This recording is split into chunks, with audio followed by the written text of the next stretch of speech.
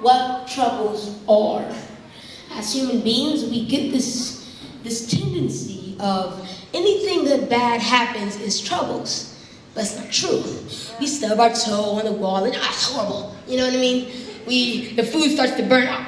It's horrible. You know what I mean? But what are troubles? You know what I mean? What are really troubles that we don't even know about? You might know troubles, you might know heartache, but what are troubles? There was a man named Job. And Job, he was the richest man back in the Old Testament. He was rich. He was wealthy. And the biggest reward he probably had was he was walking in line with God. The Bible says he avoided all evil. He was honest and pure. He had no faults. He was pure in God's eyes. Now, that's something I want to become. Thank you, Jesus. But he was pure of all evil. That's what the Bible says. And this man was walking with God, and then something horrible happened. It says that the angels and Satan came to God, and God said to Satan, "Where have you been?" And Satan says, "Well, I've been to each corner of the world. I've been terrorizing people, terrorizing villages like the ogre." You know what I mean? And then God said, "Have you thought of my servant Job? Have you thought of my servant Job?" Wait 1 second. God just told Satan to go get Job. That's like a mother saying to a kidnapper or child abuser, "Go beat on my child. Go take my child away." It said Job was pure, so that God's not trying to get back on Job for something he did. God is trying to test Job. He said, "Have you thought of my servant Job?" That's what he said to Satan. And Satan was like, "Well, the only reason Job is good is because you blessed him. He had like thousands of donkeys and camels, like thousands. He's like having the sport cars, cars, all over, living the retired life, kick back, easy, all right? And Satan says the only reason he likes you, God, is because you have blessed him. Satan takes something so logic. If you bless me, I like you. I like you if you bless me. I don't hate you if you bless me. If you curse me, I hate you. I don't like you. I go against you." But Satan says the only reason Job is following you, the only reason Job is pure and clean of all sin is because you have blessed him. If you curse him, Job won't be pure. Job won't be honest. He won't be pure. He won't avoid sin. He'll be sinful.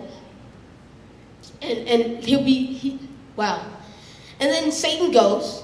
God just told Satan, gave Satan some advice and said, "Go get my servant." And Satan goes, and what he does is he takes all his cattle.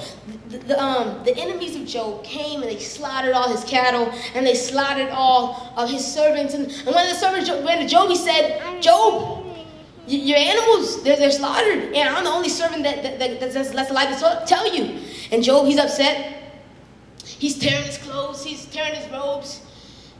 And before the last servant even got done talking, then another servant comes and says, "Job, your children, they were in the house with their older brother, and they were eating and drinking good wine. And all of a sudden, the wind from the east side or in every direction just came and hit the house, and they're dead. They're dead." And Job, he's ripping these robes. He's saying, "Oh God, why? And then another servant comes and says that they attacked us. They attacked us from the other side. Job, they took your camels. Your camels are gone. They killed your other servants. They're dead. I'm the only one alive to tell you." And Job, he's all over the place. His life just got knocked. His livestock was like his job. Imagine you losing your job. He loves his children. Looks like you love your children. They're dead. Job's life just got rocked. But he still does not curse God. He still doesn't say anything bad about God. He said, okay, after that, he got up and said, "God, you are merciful." And it said in the Bible, I was reading it said he's prayed a prayer of thanksgiving. Not a prayer of want or anxiety. He prayed a prayer of thanksgiving after he had just been cursed. And then Satan went back to God, and Satan said, "God, the only reason Job didn't curse you is because you didn't touch him literally. If you let me touch Job literally, he's going to curse you." God said, "Okay, go." Satan left. Next thing, Job wakes up in the morning, go gets a cup of coffee, and he has boils and scrapes all over his body. It said, such a pain that sleep would not relieve it. You know pain? You go to sleep and it relieves it. Pain, sleep wouldn't relieve it. That's how much pain he had. He was cursed. That's troubles. That's troubles. And Job's friends, they're coming and they're saying, Job, maybe you did something bad. You know, maybe you're not as pure as you think you are. Job, maybe you need to just apologize to God. And I love what Job says. He's so logic here. He said, I haven't done anything bad. So I'm not going to apologize. You know, sometimes when we have troubles, we're all over, I'm sorry for this, I'm sorry for that. He didn't have anything to be sorry about. So he was not sorry. He didn't apologize to God because he had done nothing wrong. But he prayed a prayer of thanksgiving. What if we did that? What if we did that? When we stub our toe, when the food starts to burn, what if we say, you know what? I have a wall. I have a house I can be in. I have food I can cook. Yeah, preach it. In the end, Job never cursed God. He never said anything bad. And it said, in the end, God restored his wealth. It never says Job's age, but it did say that his wife had more kids. It also says his wealth was regained. All those animals, all those sheep, he got more. Why? Because he didn't curse God. But the biggest reward he got out of that situation was he didn't curse God. Troubles. Amen. Amen.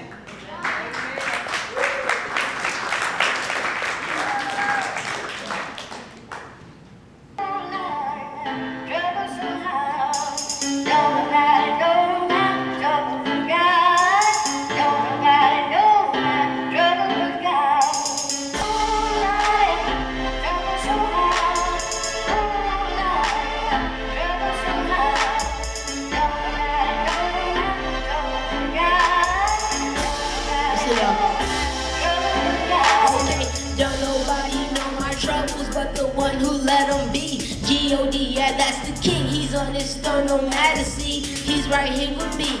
Yep, he's right here, loving me, showing me things I never seen and giving me things I need, you see. Yeah, I just want y'all to know, troubles are gonna come, but you don't have to let them flow. You can say, man, get behind me. You can say, you got to go. You don't have to roll with sin. You can say no, you can say no. You don't have to hold your troubles by yourself. I found relief from the devil when I pray, gave up and now. Keep on trusting, keep on praying, keep on doing right. Father, like, keep good inside and don't you worry about the night. Pain can be overwhelming. Get your sword and get your helmet in. Trust to provide it. I'm divided from the sinners. I'm a saint. I've been baptized and I'm living a different way. Probably spinning in the lights I'm living's okay. Okay. Woo!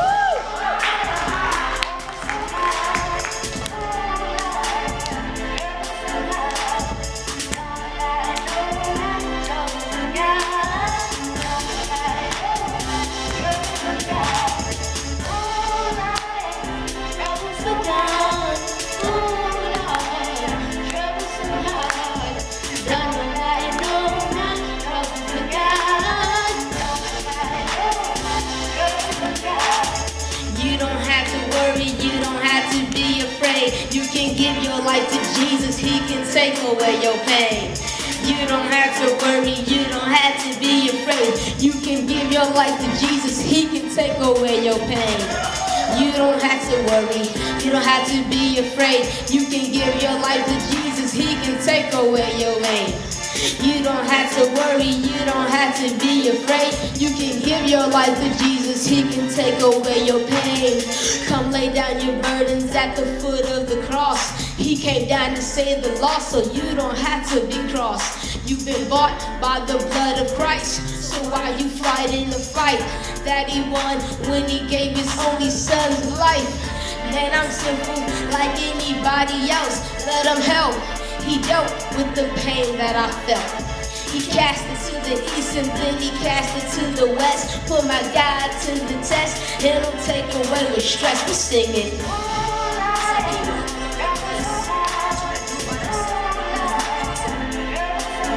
Let's give your life to God.